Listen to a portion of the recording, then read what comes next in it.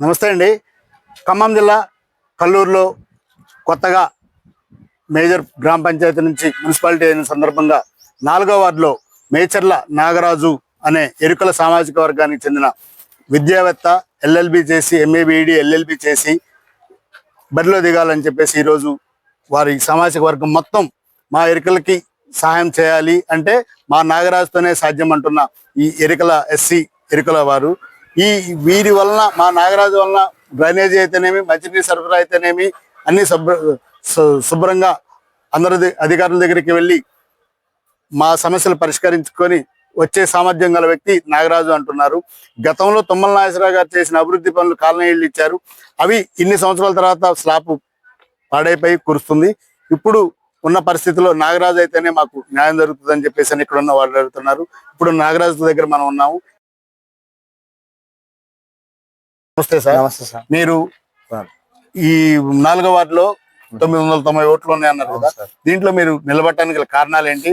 వాటికి సంబంధించి వీరికి ఏ విధంగా న్యాయం చేయాలని చెప్పేసి కోరుకున్నారు? అవి మా మీడియా ద్వారా ప్రజలకు తెలియజేస్తారని చెప్పేసి. మెయిన్ గా ఏంటంటే మా ఎరుకుల సంఘానికి సంబంధించిన వాళ్ళు ఒక్కళ్ళు కూడా ఇంతవరకు ఈ పరిధిలో ఎవరు కూడా మంచి చేసిన వాళ్ళు అయితే క్యాండిడేట్లు అయితే ఉన్నారు, కానీ మాకు అవకాశాలు అయితే రాలేదు.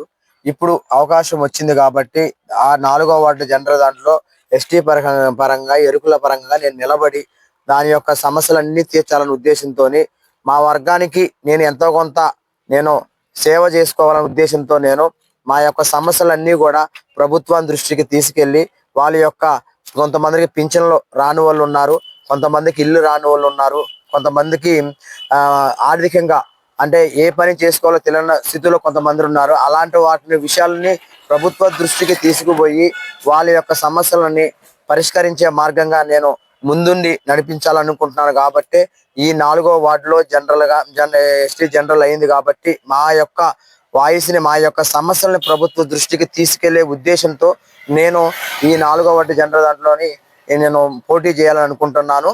కారణం ఇంకొకటి సమస్య ఏంటంటే ఇప్పుడు మా ఏరియాలోని ఇప్పుడు పలానా ఎస్టీ ఎరుకుల కాలనీ అంటే ఒక బోర్డు అనేది లేదు. ప్రతి ఒక్క సమస్య వచ్చినప్పుడు కూడా, డ్రైనేజ్ సమస్య వచ్చినప్పుడు కూడా, ప్రతి సమస్య వచ్చినప్పుడు కూడా నాయకుల దగ్గరికి పోతే ఏదో ఒక మాట చెప్పుకుంటూ వెళ్ళిపోతున్నారే తప్ప మా సమస్యలని ఏది కూడా తీర్చట్లేదు. దానికి అది ప్రధాన కారణం కాబట్టి మా యొక్క సమస్యలు మేమే తీర్చుకోవాలి. కాబట్టి మా యొక్క బాధలు మేమే ప్రభుత్వం దృష్టికి తీసుకెళ్లాలనే ఉద్దేశంతోనే నేను ఈ బరిలో దిగి మా యొక్క ఎరుకుల సంఘానికి సంబంధించిన సామాజిక వర్గానికి న్యాయం చేయటానికి, సేవ చేయటానికి నేను ఈ బరిలో దిగుతున్నాను. ఓకే, ఇప్పుడు మీరందరికీ ఈయన నాగరాజు వలన అభివృద్ధి సాధ్యమా అనేది మీ మాటలో ఒకసారి చెప్పండి. అవుద్దని అనుకుంటున్నామండి, చేస్తాడని అనుకొని నిలబెట్టుకుంటున్నాము. మా ఎరుకులలో ఉండాలండి. మాకు పెళ్లిలో ఇన్ని సంవత్సరాలు మాకు ఇల్లు వాకిల్లు పెద్దోళ్ళకి ఎప్పుడుకో తుమ్మల నాగేశ్వరరావు గారు ఇచ్చిన ఇల్లు తప్ప ఇంకా ఏమి ఇల్లు కారిపోయే ఇల్లు లేదు. ఇప్పటికొచ్చి మా పిల్ల 20 సంవత్సరాలు మాకు ఇల్లు అంటూ లేదు. 2 పిల్లలు పెద్దోళ్ళు అయ్యారు. నా పిల్లలు అయితే మాకు ఇల్లు లేదు, వాకిల్లు లేదు. అదే విధంగా మరి ఇక్కడ మీ పేరేం పేరండి? రమేష్ అండి. రమేష్ గారు, ఈ రమేష్ గారితో మాట్లాడుతున్నాము. మీకు ఈ నాగరాజు గారి వలన అభివృద్ధి సాధ్యం అనుకుంటున్నారా? సార్, చదువుకున్న వ్యక్తి, లోకల్ వ్యక్తి కాబట్టి అతనికి సమస్య చిన్నప్పటి నుంచి పుట్టి పెరిగాడు కాబట్టి ఆయనకి సమస్యలు తెలుసు అంటే తప్పకుండా చదువుకున్న వ్యక్తి, ఒక వ్యక్తి కాబట్టి చేస్తాను అనుకుంటున్నాం 100%. ఎందుకంటే మా కులం చాలా వెనకబడిందండి. ఎరుకల కులం అంటేనే చాలా చిన్న చూపు చూస్తారు. తట్టా పుట్ట అల్లుకోవటమే తప్ప వీళ్ళు పైకి రాకూడదని చాలా మంది అనుకుంటారు. కానీ మేము కూడా చదువుకున్నాం, మేము కూడా డెవలప్ కావాలి, మా వర్గాన్ని ముందుకు తీసుకుపోవాలి, మా వాళ్ళు డెవలప్ చేయాలని చెప్పి కోరుకున్నాం.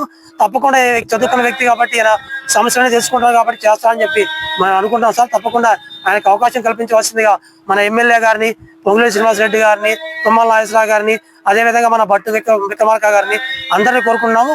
అదేవిధంగా మన మండలంలో ఉన్న నాయకులందరూ, మన చంద్రరావు గారు కానీ వీళ్ళందరూ సపోర్ట్ చేయాలని చెప్పేసి ఆయనకి నెంబర్గా ఇచ్చి అవకాశం ఇస్తే మేము తప్పకుండా గెలిపిస్తాం. ఆయన పక్కన వెన్నుండి దండి గెలిపిస్తామని చెప్పి ఈ సందర్భంగా తెలియజేస్తున్నాం సార్. Thank you sir. చూశారు కదా, ఈ 4వ వార్డులో నాగరాజు వల్లనే అభివృద్ధి సాధ్యమవుతుంది. మా ఎరుకల కులస్తులు, మా సమస్యలు తెలిసిన వ్యక్తి ఉంటేనే మాకు న్యాయం జరుగుతుందని చెప్పేసి వీరందరూ కోరుకుంటున్నారు. అందువలన ఈ నాగరాజు గారిని అఖండ మేయర్తో గెలిపించాలని వాళ్ళు దృఢ సంకల్పంతో ఉన్నారు.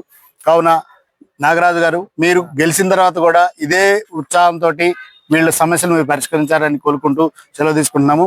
కెమెరామెన్ శ్రీనివాస్తో కావేటి రాధాకృష్ణమూర్తి, సత్యం 9 టీవీ.